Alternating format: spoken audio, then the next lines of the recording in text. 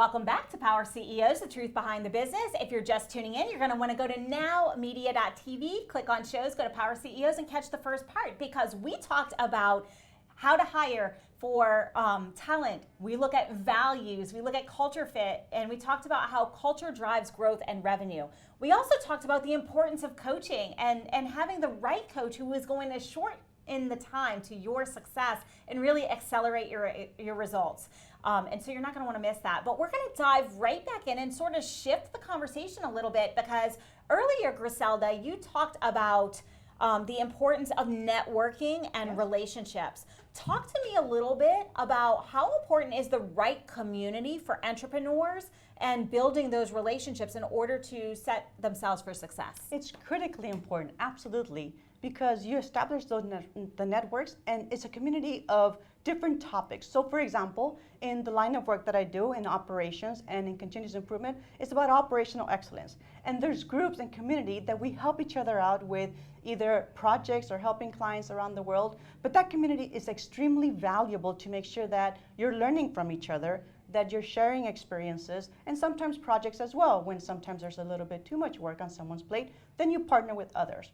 But it's also different groups. So for example, in United Latinas, that is a group that I joined as I was becoming a speaker, making sure that I was helping others and learning from them as well. But that community has really bring me in extreme satisfaction to help other young career women get to an executive level that I was in for many years, and so I can pass on those experiences to them. And so that group is a really powerful group of Extraordinary Latinas, is the name of the book that we simply wrote right here. There you go. But this is the short stories of really turning adversity into tremendous advantages. How do we take those obstacles, those challenges, and really turn them into something positive, something that we can all benefit from, learn from, and thrive? So when I met this group, I was writing my Life Beyond the Border book, in which I talk about biography and autobiography, and it's really a self-help memoir about how do we turn adversity into opportunity? How do we make sure that we're thriving in that environment? So when I brought that over to this group, they were writing a book which was 1 chapter per person, and there's 17 of us. So it's a very nice 17-chapter book of amazing stories of courage, resilience, and pursuing your passion. And so, you know, I wrote a book several years ago, and I did not have a community back then. And it was really hard. The day that it published, and then I immediately wanted to take it back, but it was too late because it was already out there. Like once you publish, it's out there. And like I had some personal stuff in my book, and I was like, oh, everybody's gonna know. But you can't put that genie back in the bottle. It's already out there. Did you have an experience like that after it published that you're like, oh my gosh, everybody now knows this story about me? Yeah. So it was a 12-week process that it took me to write my own story, The Life Beyond the Border. It is out on Amazon now, but I know the feeling. I know exactly what you mean, because you want to make sure that it's perfect. Is there any typos? All of these things come to mind. You just go with it. The book is out there, and I do think it's perfect. There's no typos. However, even if there's second edition that is possible. So it's not like it's the end of the world, right? There's always something you can do afterwards. But it's an exciting process that I would encourage others to write their story and share it with the world, and make sure that it's something that you're enjoying and it is perfect. You know, you have your own status of this is what I want it to be, and so those expectations are high. But it's amazing stories of whatever it is that you share with your experiences in your book. They're amazing. They're your lessons learned, and you're passing that on to others. So absolutely, it's something that I enjoyed. Was I a little nervous at first? But it's a very, very well laid out process that we used. And then we worked with some amazing people that have been previous authors. So they were guiding us, right? We had Ileana and Sandra helping us through the process. And so it was a very smooth process for us to get out there. And this one is actually already bestseller on Amazon. So it's a bestseller status. And we're sharing our story. So hopefully you get to enjoy Extraordinary Latinas. And then soon to come here on March 12th, Life Beyond the Border, which is my own story.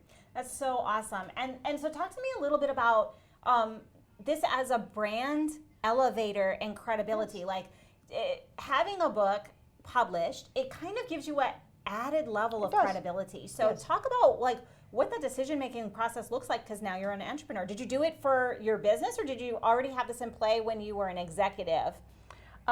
Full transparency, I did it because I had surgery and I was not going to have my right arm, my dominant arm, and I couldn't just sit still. As an entrepreneur, you just have to be doing something and you have to be helping in some way.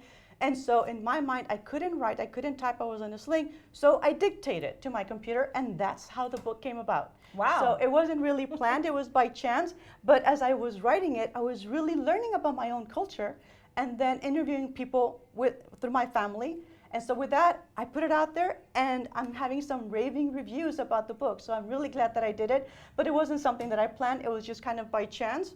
I guess there's a lot of things that come with adversity, that losing my right arm for about 6 months. But I made something positive with it, and now I get to share my story with the world. You know what? I want to highlight something that you just said. You made something positive of it. One of the key aspects of successful entrepreneurs is a relentless positivity. Like we're always seeing the glass half full. We're always pushing forward, because if you are going to develop mental resilience, for example, which we require as entrepreneurs. Absolutely. And executives, if we're going to develop that, we require positivity. What is it that you draw from to keep your overwhelming positivity, because you are such a positive person? It is really the experiences and how you go about in helping each other out. When you have that, I call it helpfulness matters. It does matter. It's about mindset. It's about helping other people. And when you're doing that, that help comes back to you. So as you're building each other up, whether it's their businesses or their personal development, that comes back to you multifold. And so that is extremely important to me. And so with that, I've been able to help other people, help with their businesses, and everywhere that I go, there's always a helping hand for me as well. So it's one of those things of positivity. My family helps me with the optimism. I've had several challenges. I mean, I have a 22-year-old daughter, and then I have a 12-year-old son. So there's a big gap there, and there was challenges in between. And so as women, we learn, we bond together, and we proceed and we persevere. So a lot of challenges that I'm extremely thankful for, because they've made me who I am. They make us stronger. They give you courage and boldness. So all of those adversities, I welcome them, because it's another chance to really strengthen yourself and come out of it much, much stronger. You know, I want to kind of highlight that and point that out, because as women in business, it's a little harder for us to get funding. It's a little harder for us to do certain things, and that's just the way it is. Yes. And I actually was speaking earlier this week for a room of females in the finance industry.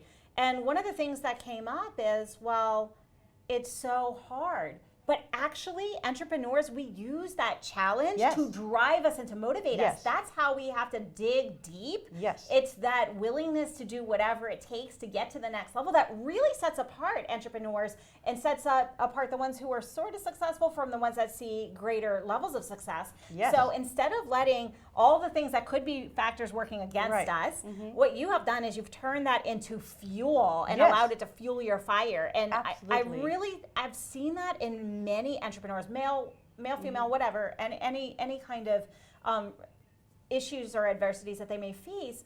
But you know, you have done so, and you've maintained an amazing demeanor, and you keep coming back to value. Yes. And so we talked about relationships, we talked about communities, you've got that. We talked about always adding value. Talk a little bit about how much value is too much before we want to see something back, because that's one of the things that I've gotten a lot of questions about. Well, Jen, how much is too much for free, or how much is too much giving without receiving? When do we draw that line, or what does that look like? So obviously you're running a business, so you want to make sure that you're always helping a client or a person that you're working with.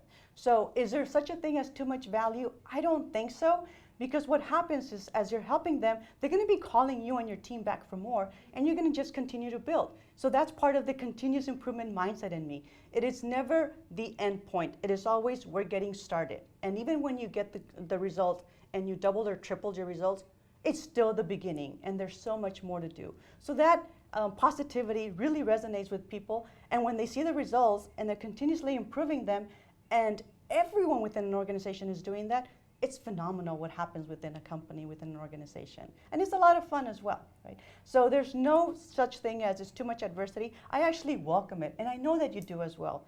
Because every time that we have something adverse happen or a challenge in our life, it makes us much, much stronger. And I personally do think, as we celebrate International Women's Day, that is why women are so strong and capable. and confident because we have had challenges, because we have been told no many times, and because we don't always have a seat at the table. So what do? We create our table. That's right. We make it happen because that is what's making us stronger and thriving. And so as we're gaining momentum out in the corporate world, there's so much more we can do, but by sticking together and challenging each other, we're making us stronger. So all of those challenges, we just welcome them because we're going to thrive from those. Absolutely. And on that note, we do have to take a brief break, but think about this. Think about no amount of value is too much value. Always be a person of value, adding value. Yes. That's going to build deeper relationships. And any adversity is a welcome challenge that will fuel us so that we can become stronger. It's just like weightlifting in the gym. The more adversity, the stronger our mental resilience.